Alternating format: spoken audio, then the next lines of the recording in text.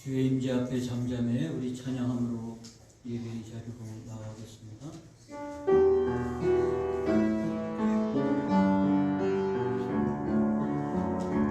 주의 임재 앞에 잠잠해 주 여기 계시네. 와서 모두 굽혀 경배해 질병과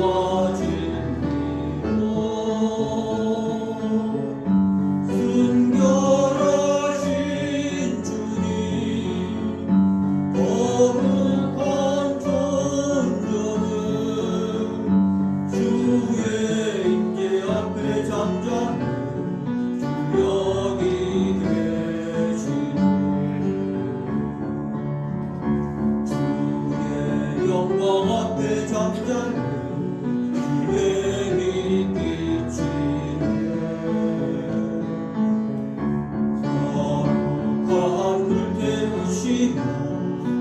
영광의 만수네. 주 영광 찬란해 빛 대신 우리와 주의 영광 앞에 잠잠해 주의 빛 비치네. 주의 능력 앞에 잠잠해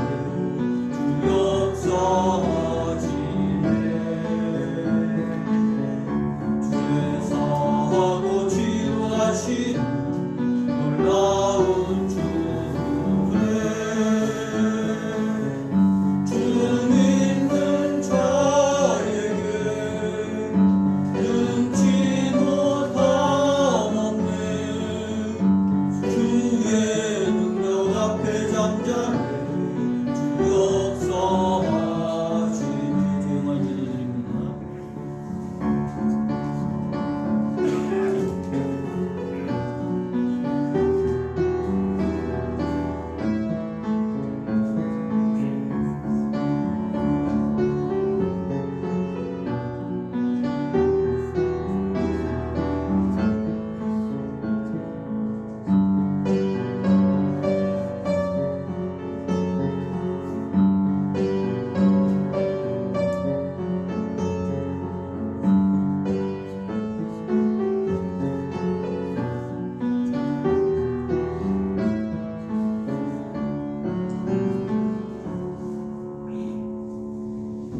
하늘에 계시는 주여, 내가 눈을 들어 주께 향하나이다.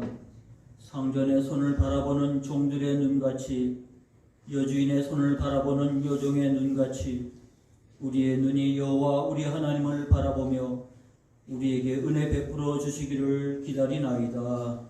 아멘. 찬양과 영광을 하나님께 올려드립니다. 이 아침 예배의 자리에 있게 하시고 우리 하나님 앞에 영광을 돌리게 하여 주시니 감사합니다. 오늘 이 예배 자리에 함께한 자들이나 또 영상으로 함께 예배에 동참하는 성도들에게 주의 은혜와 위로가 함께하여 주시옵소서. 예수님의 이름으로 기원하옵나이다. 아멘. 다 자리에서 일어나셔서 경배 찬송 27장 같이 부르십니다.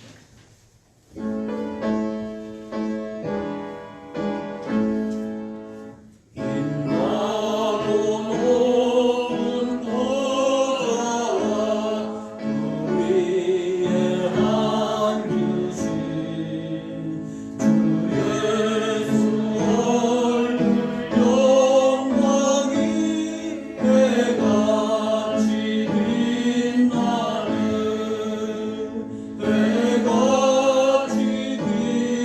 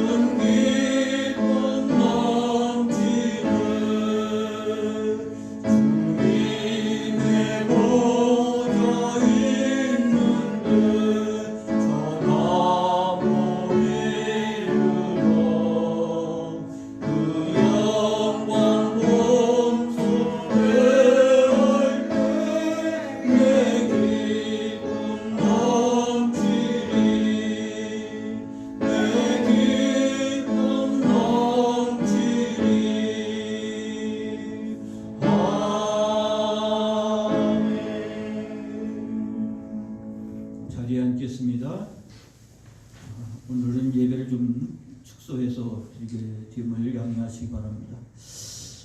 기도드리겠습니다. 하나님 아버지, 은혜에 힘입어서 오늘도 주 앞에 나와 예배합니다. 우리가 어떠한 자리에 있든지 우리의 자리가 예배의 자리가 되게 하여 주시고 하나님께 영광을 돌리는 자리가 되어지기를 소망하오니 주님 함께하여 주옵소서. 우리가 주를 바라볼 때 주님께서 말씀하시며 아버지, 우리가 주님을 사모할 때 그리고 갈망할 때 하나님의 은혜로 채워져 가는 역사를 경험할 수 있는 자리가 되게 하옵소서. 코로나19로 인해서 온 나라가 실험하고 있습니다. 하나님, 참으로 어려운 때를 생각지 못한 위기를 우리가 겪고 있지만 그래도 힘을 합하여 늘 위기마다 잘 극복했던 민족의 슬기를 발휘할 수 있게 하여 주셔서 하나님, 이때를 잘 이어갈 수 있게 하여 주시되, 그러나 하나님으로부터 온 것, 하나님의 뜻을 이루어가는 일에 있어서는 철저하게 이루어져가는 기회가 되게 하여 주옵소서. 우리의 잘못된 것, 그리고 우리의 죄악된 것, 그리고 변형된 것들을 다시 한번 되새기며 하나님 앞에 바로 서는 기회로 삼도록 함께하여 주옵시고, 우리가 잃어버렸던 것, 그리고 하나님 우리가 제한된 모든 것들 속에서 하나님께서 우리에게 주신 은혜가 얼마나 크고 놀라운가를 새삼 깨닫는 저희가 되게 하옵소서. 예배할 수 있는 예배당에 있다고 하는 것, 그리고 그 안에서 함께 예배할 수 있다는 것이 얼마나 큰 은혜요 복인지 깨닫는 저희가 되게 하여 주옵시고, 더욱더 사모하며 주 앞에 나아갈 수 있는 저희가 되게 하옵소서. 아버지, 하나님의 말씀이 들려지는 때가 되길 원합니다. 아버지, 주여, 말씀의 기갈이 아니라 하나님의 말씀으로 충만해지는 이 때가 될 수 있도록 하나님 은혜 베풀어 주옵소서. 아버지, 말씀하옵소서. 종이 듣겠나이다. 귀를 기울였던 하나님 사무엘과 같은 심정으로 주 앞에 설 수 있게 하여 주시옵소서. 아버지 하나님, 온 나라가 힘을 합해 이 위기를 극복하려고 합니다. 지혜를 주시옵시고 가장 효과적인 그리고 능력 있는 방법을 통해서 아버지 이때를 잘 이겨나갈 수 있게 하여 주시옵시고, 이를 통하여 깨닫는 바가 헛되이 되지 않도록 성숙한 자리로 나아가는 기회가 되게 하여 주옵소서. 오늘도 사모하는 모든 심령들에게 말씀을 통하여 큰 은혜 더하여 주시기를 소망하고 예수님의 이름으로 기도하옵나이다. 아멘.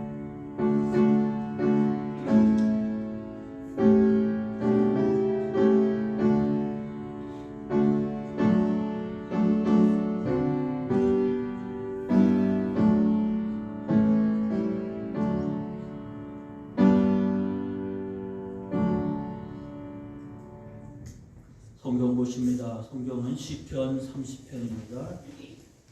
구약성경 시편 30편.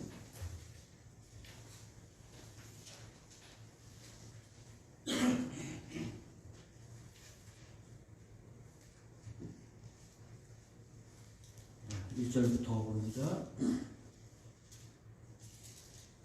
여호와여, 내가 주를 높일 것은 주께서 나를 끌어내사 내 원수로 하여금 나로 말미암아 기뻐하지 못하게 하심이니이다. 여호와 내 하나님이여, 내가 주께 부르짖음에 나를 고치셨나이다. 여호와여, 주께서 내 영혼을 수월에서 끌어내어 나를 살리사 무덤으로 내려가지 아니하게 하셨나이다.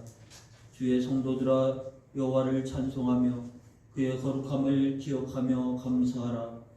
그의 노염은 잠깐이요 그의 은총은 평생이로다. 저녁에는 울음이 깃들일지라도 아침에는 기쁨이 오리로다. 내가 형통할 때 말하기를 영원히 흔들리지 아니하리라 하였도다. 여호와여, 주의 은혜로 나를 산같이 굳게 세우셨더니 주의 얼굴을 가리심에 내가 근심하였나이다.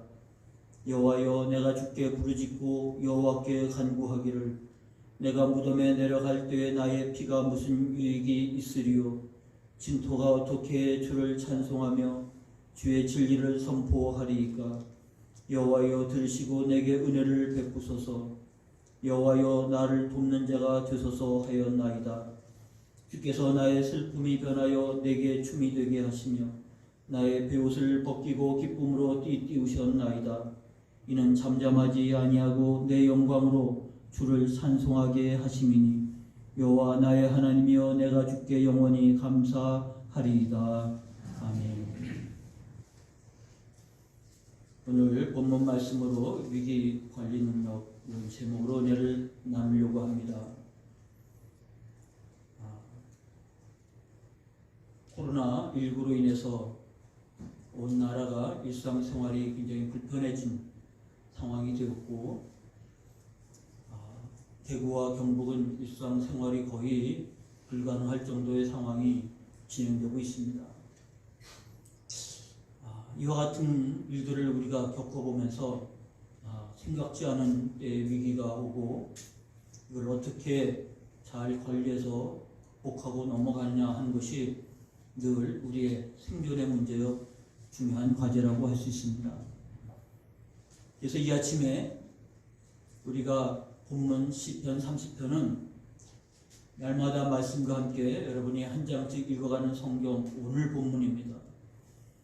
이 말씀을 읽으면서 하나님께서 이 아침에 이 말씀을 우리에게 주시면서 위로와 또 격려의 시간이 되어주시기를 주의 이름으로 축원합니다. 이런 위기가 이거는 나라나 기업이나 그리고 운동선수나 신앙에 있어서 다 찾아올 수 있는 위기입니다.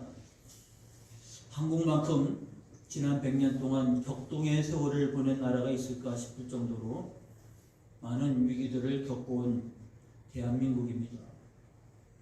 일제 식민지 시대를 겪었고 또 해방의 감격과 더불어 혼란도 겪었고 그리고 6.25 전쟁으로 인한 양국의 피 흘림이 있었고 그리고 산업화와 민주화가 동시에 이루어짐으로 인해서 수많은 위기와 어려운 난관들을 극복해서 여기까지 왔습니다. 그런 면에서 보면 한국이 그래도 위기를 많이 왔었지만 잘 극복함으로 인해서 세계가 주목할 만한 나라가 됐다고 하는 것은 틀림없는 사실입니다. 그래서 나라의 지도자가 된다고 하는 것은 생각지 않게 찾아올 수 있는 위기를 어떻게 극복해 가는 것인가가 중요한 과제가 아닐 수 없습니다. 중국의 역사를 보면 많은 황제들이 등극했지만 그들에게 있어서 위기관리 능력을 요구하고 또 그것을 발휘해야 할 때가 많이 있었습니다. 그 중에 대표적인 것이 바로 홍수와 가뭄입니다.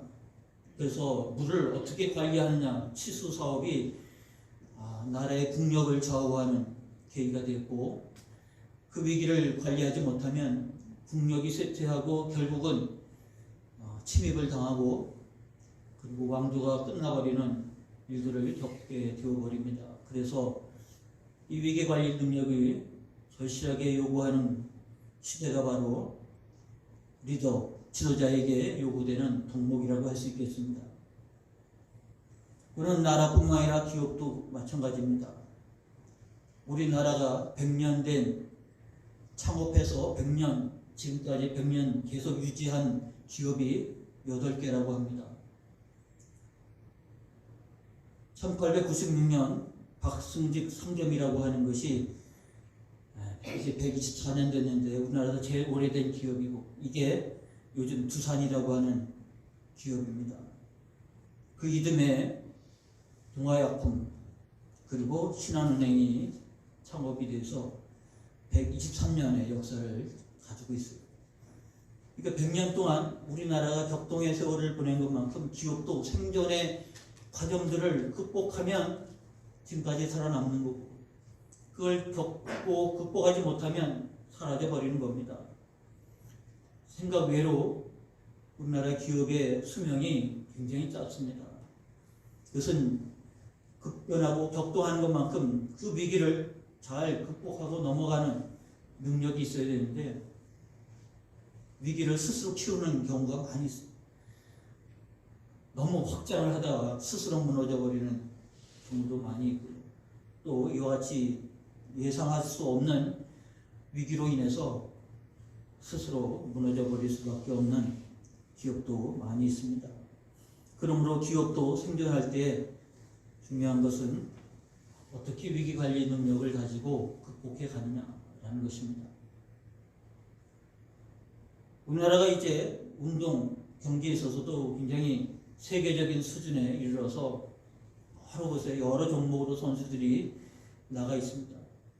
그런데 그런 선수들에게 요구되는 능력이 있잖아요. 여러 가지 능력이 있는데 그 중에 하나가 바로 위기관리 능력입니다. 특히 야구 같은 종목은 점수를 주지 말아야 되는데, 한번 위기가 와서 그 위기를 관리를 못하면 우르르 무너져서, 스스로 무너져서 점수를 2점, 3점, 4점 그냥 스스로 무너져 버릴 때가 많지요. 그래서 유능한 선수일수록 위기관리 능력이 있어야 됩니다. 점수를 안 줄 수는 없지만 최소한의 점수를 줌으로 인해서 이길 수 있는 바탕을, 여력을 만들어야 된다는 것이죠. 근데 그 능력에 따라서 선수의 등급이 정해지고, 거기에 따라 붙은 선수의 몸값 그리고 연봉이 상상을 초월할 정도로 차이가 납니다. 그 조금의 차이인 것 같은데, 그 조금의 차이가 이기고 지는 결정적인 계기가 되는 거기 때문에, 그래서 선수는 이 위기 관리 능력을 잘 키워야 됩니다. 심장도 강심장이라고 말하는 것처럼 흔들리지 아니하고, 그리고 긴장하지 아니하고, 자기 실력을 다 발휘하고 상대편을 압도할 수 있는 여러 가지 능력을 키워서 위기관리 능력을 키울 때 자기 선수 수명도 길어지고 대우도 달라지고,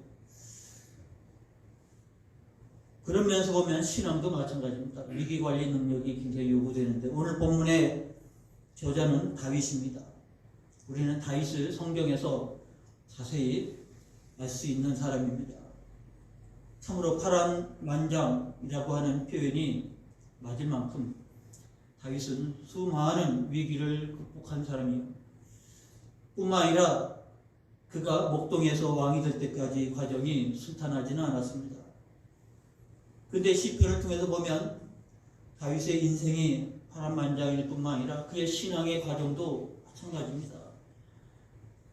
다윗이 하나님 마음에 합한 사람이 되었다고 인정을 받을 만큼, 또 유대인들에게 성분 다윗이라고 인정을 받을 만큼, 그가 그런 평가를 받을 때는 수많은 위기들을 잘 극복했기 때문이고, 무엇보다 신앙의 사람이었기 때문에 신앙의 위기들을 잘 극복해 나갔다고 하는 사실을 우리가 확인해 볼 수 있습니다. 그래서 모든 우리의 생존의 문제는 위기관리 능력을 얼마큼 잘 발휘하느냐라는 것이죠. 그러면서 오늘 본문은 우리에게 이 때를 어떻게 잘 보낼 수 있어야 될 것인가를 알게 하는 말씀이라고 할 수 있습니다. 오늘 본문을 보면 다윗에게 위기가 왔습니다. 그 내용들을 보니까 주께서 나로 끌어내사 내 원수로 하여금 나로 말미암아 기뻐하지 못하게 하심이니이다.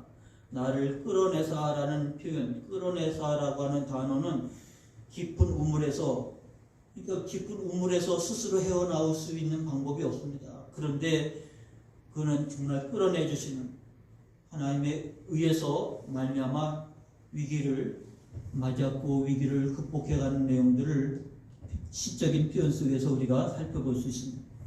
시이기 때문에 그게 뭔지를 구체적으로 말해주지는 않아요. 근데 육신의 공격인 것 같아요. 그리고 2절에 보니까 여호와 내 하나님이여 내가 주께 부르짖음에 나를 고치셨나이다. 고치셨다고 하는 것은 질병 아니겠습니까? 그러니까 다윗의 신앙 속에서 생각지 못한 주변 사람들과 더불어 관계 속에서 오는 육신의 곤경이 있었고, 그리고 스스로 감당할 수 없는 질병, 지금이야 병이 나면 병원으로 달려갈 수가 있겠지만 당시에 병이 나면 어디로 달려가겠어요?